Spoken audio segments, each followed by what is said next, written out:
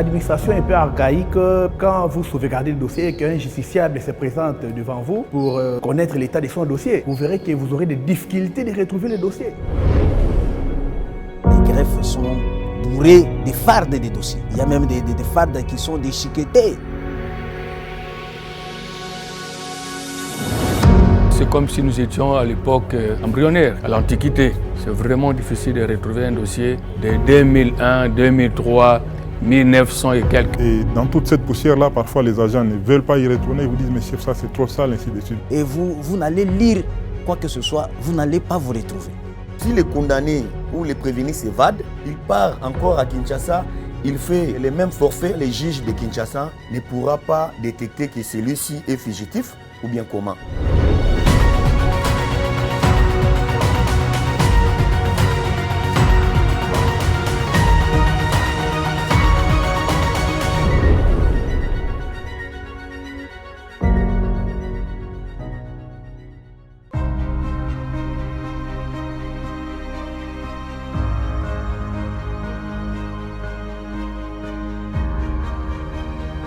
Quand on a organisé les états généraux sur la justice, il y a eu des recommandations qui ont été formulées selon lesquelles il faudra digitaliser le secteur de la justice. À ce moment-là, le PNUD, avec ses différents partenaires, notamment le Conseil supérieur de la magistrature, le ministère de la Justice, a initié un programme d'appui à la réforme de la justice pour numériser le secteur de la justice, notamment dans les activités judiciaires, dans la gestion des écrous et aussi dans la gestion des carrières des magistrats. À ce titre, le laboratoire a été associé de près pour cette initiative de Bwende Malamu.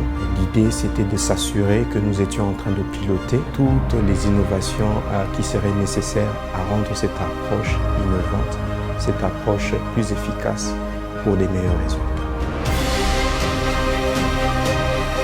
On nous a présenté un logiciel où vous avez le parcours d'un dossier, de l'enregistrement au secrétariat jusqu'à sa résolution. Et en un clic, vous pouvez savoir comment est-ce que ce dossier a été traité et ça se trouve à quel niveau. Alors à ce moment-là, lorsque vous en avez besoin, il suffit d'introduire une coordonnée dans le sens du dossier et puis vous retrouvez, que ce soit le numéro ou un seul nom qui se trouve dans les dossiers et vous avez le dossier. Ça résout beaucoup de problèmes que nous connaissons dans des juridictions.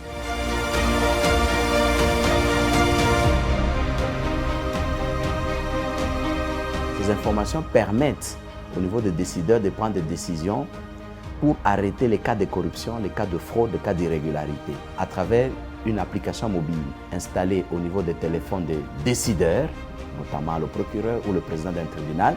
Il peut avoir des notifications des dossiers qui sont gérés dans son office ou dans sa juridiction.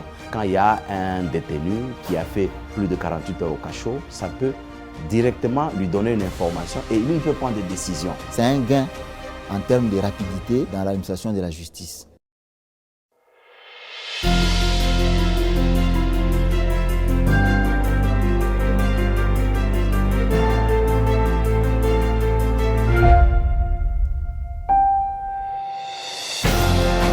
Je ne pouvais jamais m'imaginer qu'un Congolais devrait concevoir un logiciel. Ça simplifiait le travail.